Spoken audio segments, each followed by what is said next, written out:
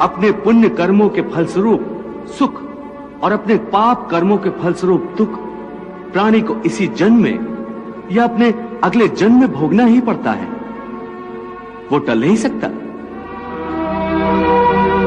इसलिए अकर्मण्य हुए बिना निरंतर अपने धर्म के अनुसार कर्म करते जाओ और मन में यह पक्का विश्वास रखो कि जिस नियत के साथ तुम कर्म करोगे उसी नियत के अनुसार तुम्हें फल अवश्य मिलेगा। कर्म का यह अटल विधान है, इसमें कभी किसी के साथ अन्याय नहीं हो सकता। Good morning students, Shri Agrasen girls PG college की डिजिटल कक्षाओं में आपका फिर से एक बार स्वागत है। कल लास्ट क्लास में हमने जो बात की थी, जो हाइड्रोजन बॉन्डिंग में हम बात कर रहे थे कि जल का जो असंगत प्रसार है उसके बारे में चर्चा की थी और हमने बात की थी H2O द्रव है और H2S गैस है, क्यों? इसके बारे में हमने क्वेश्चन पुटअप किया था और इससे पहले हम पढ़ चुके थे कि एसिटिक अम्ल का अणुभार वास्तविक 60 होता है, लेकिन प्रायोगिक प्रैक्टिकली जो करते हैं उसमें 120 आता है, क्यों? ये सारे क्वेश्चनों का हमने आंसर भी करवा दिए थे। आज हम लेके आए 2 क्वेश्चन और पहला क्वेश्चन है हमारा HF। क्वेश्चन फर्स्ट देखें, टॉपिक है H बॉन्ड के आधार पर है। HF की तुलना में HCl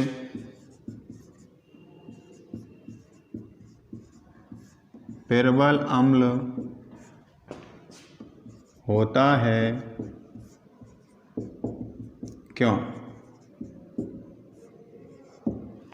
HF की तुलना में HCl प्रबल अम्ल होता है, क्यों? आंसर इसका बहुत शॉर्ट आंसर है और वेरी शॉर्ट आंसर में पूछा जाता है वाकई में HF प्रबल अम्ल नहीं है HCl तुलना में। ऐसा क्यों है? क्योंकि आप देख पा रहे हैं HF में हाइड्रोजन बंध के कारण संघनन हो जाएगा और संघनन के कारण यहाँ से प्रोटॉन आसानी से त्याग नहीं हो पाएगा, इसलिए HF एक प्रबल अम्ल होगा और प्रबल अम्ल नहीं होगा और HCl में हाइड्रोजन का रिलीज आसानी से हो जाएगा, इसलिए HCl प्रबल अम्ल होगा। तो आंसर लिख सकते हैं H बॉन्ड के कारण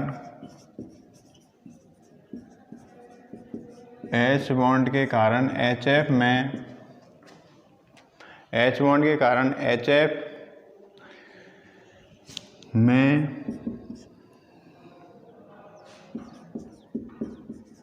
संघूर्णन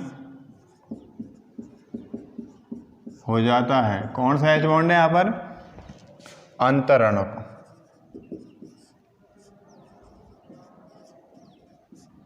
अंतरणुक H बॉन्ड के कारण HF में संघूर्णन हो जाता है तथा प्रोटॉन का निष्कासन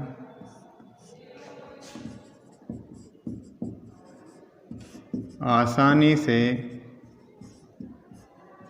नहीं होता है, अतः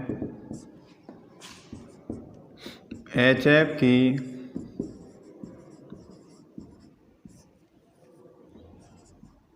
अम्लीय सामर्थ्य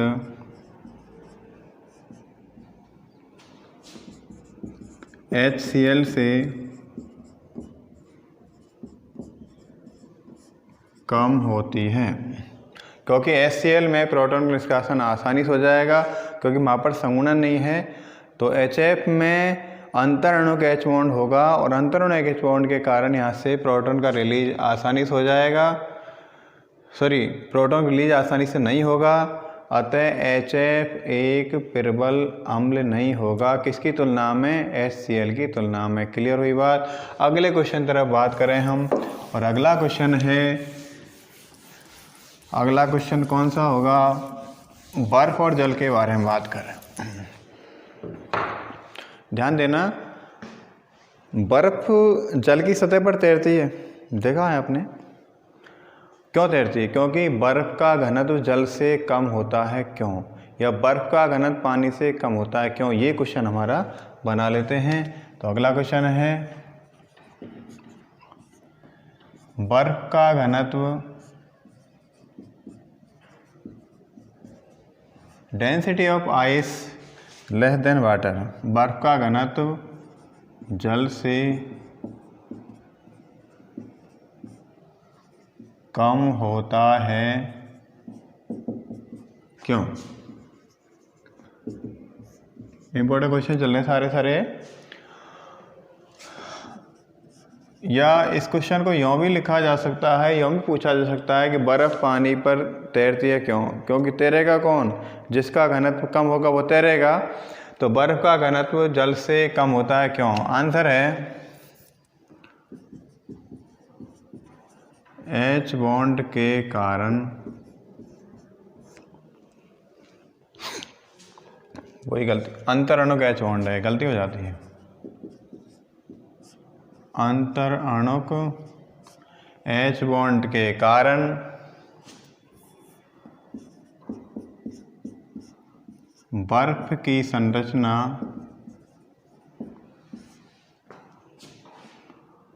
में कुछ रिक्त स्थान रह जाता है।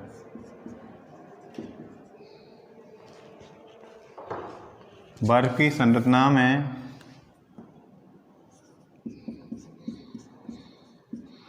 बर्फ के क्रिस्टल बनते समय, कब? बर्फ के क्रिस्टल बनते समय कुछ रिक्त स्थान रह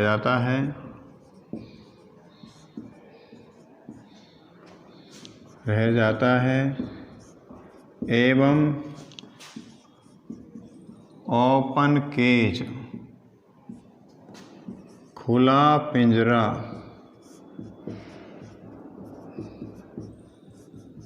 पिंजरा संरचना बनती है।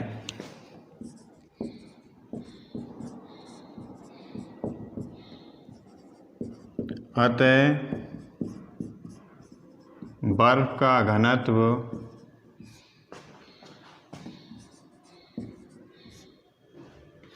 जल से कम हो जाता है।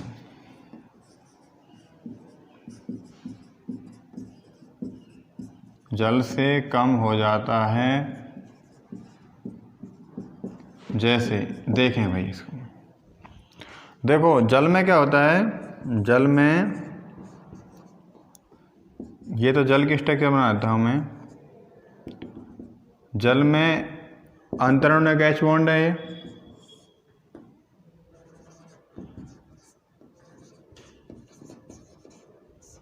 अंतरणुक H बॉन्ड जल में। और यही बात करें हम बर्फ की स्ट्रक्चर। बर्फ में क्या होता है कि ऑक्सीजन की जो दो संयोजकता होती है वो 4 में कन्वर्ट हो जाती है। 2 तो सहसंयोजक बंध द्वारा और 2 हाइड्रोजन बंध द्वारा, डॉटेड लाइन द्वारा हो जाएगी। तो यहाँ पर हाइड्रोजन हो जाएगा और यहाँ पर H लगाएंगे, HOH और HOH। इस तरह ये स्ट्रक्चर बन जाएगी। यहाँ पर देखना, और स्ट्रक्चर बनती जाएगी।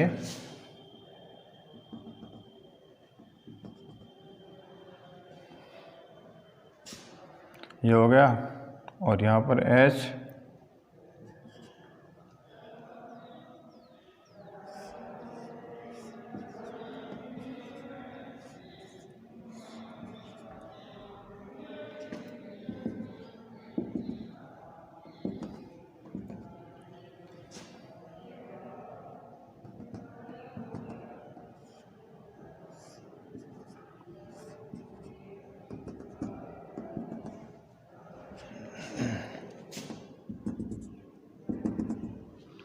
तो देखना ये स्ट्रक्चर है बर्फ की। किसकी स्ट्रक्चर है? This is structure of ice. ये बर्फ के क्रिस्टल बनते समय बर्फ की स्ट्रक्चर है। यहाँ पर आप देख पा रहे हैं कि यहाँ पर जो स्ट्रक्चर है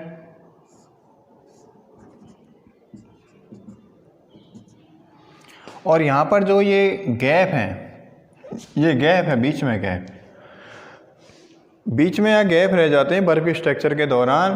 तो बर्फ की स्ट्रक्चर में ये जो ये गैप हैं इनको बोलेंगे हम ओपन केज, ओपन केज।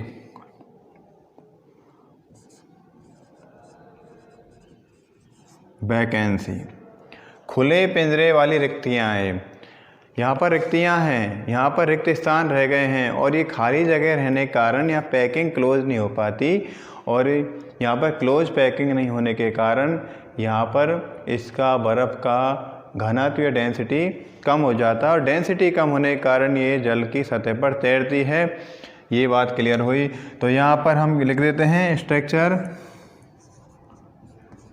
बर्फ की ओपन केज संरचना। कौन सी स्ट्रक्चर है? बर्फ की ओपन केज स्ट्रक्चर। आप देख पा रहे हैं एच बॉन्ड यहाँ पर भी है। ये कौन है? एच बॉन्ड, एच बॉन्ड है। ये कौन है?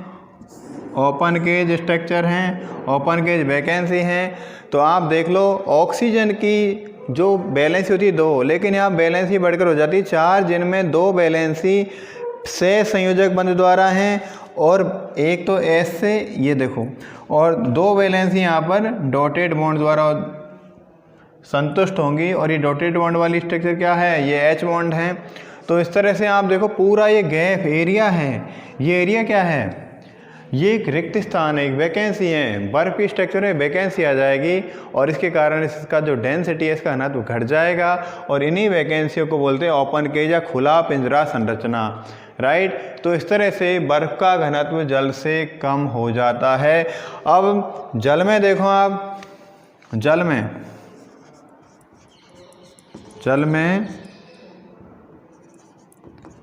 अंतर अणुक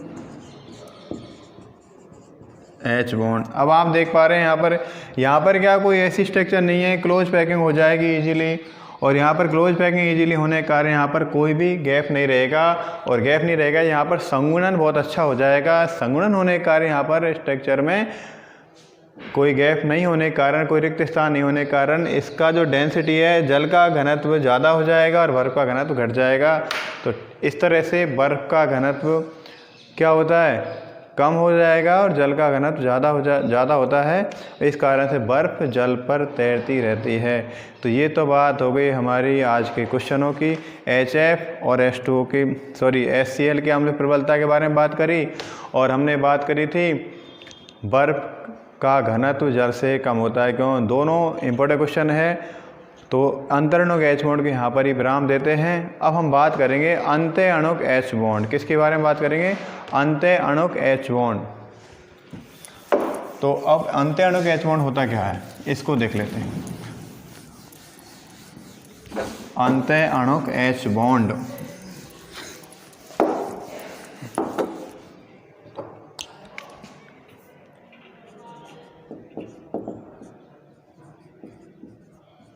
अंत्य अणुक एच बॉन्ड। अंत्य अणुक एच बॉन्ड को अंग्रेजी में बोलते हैं इंट्रामोलिक्यूलर एच बॉन्ड। ध्यान देना है, शब्दों में थोड़ा चेंज, आप कंफ्यूज हो सकते हैं। इंटरमोलिक्यूलर होता है अंतर अणुक और इंट्रामोलिक्यूलर होता है अंत्य अणुक। तो इंट्रामोलिक्यूलर एच बॉन्ड क्या है? अंत्य अणुक हाइड्रोजन बंध। अंतरणुक में क्या होता? अंतरणुक में 2 अलग अलग अणुओं में हाइड्रोजन बंध था, और अंतरणुक में क्या है? एक ही अणु में हाइड्रोजन बंध उपस्थित होगा। तो इसकी परिभाषा हम देख लेते हैं। जब हाइड्रोजन बंध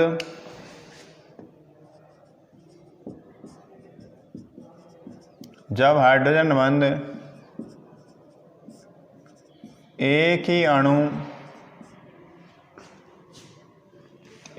अणु के 2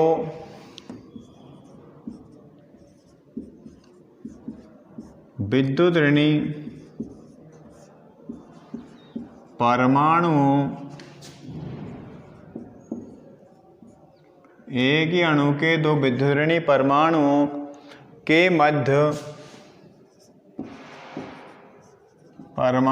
मध्य उपस्थित होता है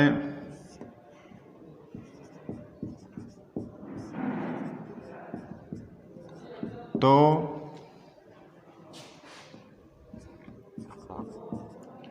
उसे अंत है, मतलब एक में ही एक अणु में, तो उसे अंत्याणुक H बॉन्ड या इंट्रामोलेक्यूलर H बॉन्ड कहते हैं।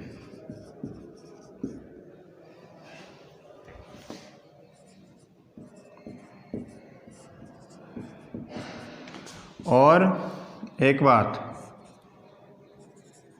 अंत्याणुक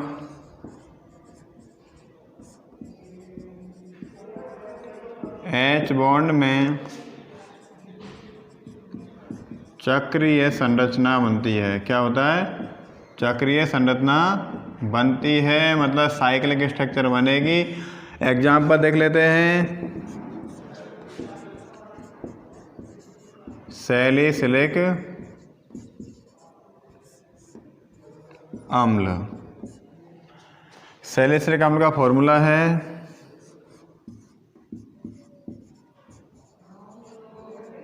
और एग्जाम्पल नंबर सेकंड, सैलिसिलएल्डिहाइड।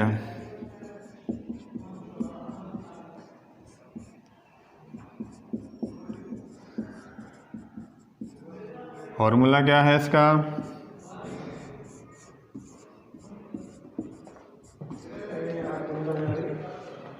एक मिनट देखो, O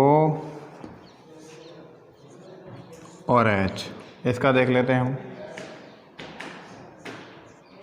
C double bond O और OH, इसको लिख दिया मैंने इस तरह से। तो आप देख पाएंगे यहाँ पर H और O के बिटवीन ये डॉटेड लाइन, दैट मीन्स क्या हो जाएगा? अंत्याणुक H बॉन्ड। और ये कैसी स्ट्रक्चर बन गई देखना, गौर करना आप, ये साइक्लिक स्ट्रक्चर बनी कि नहीं बनी? बनी। इधर आप देखें सैलिसिलएल्डिहाइड में देखना OH और ये देखो ये भी क्या है? अंत्याणुक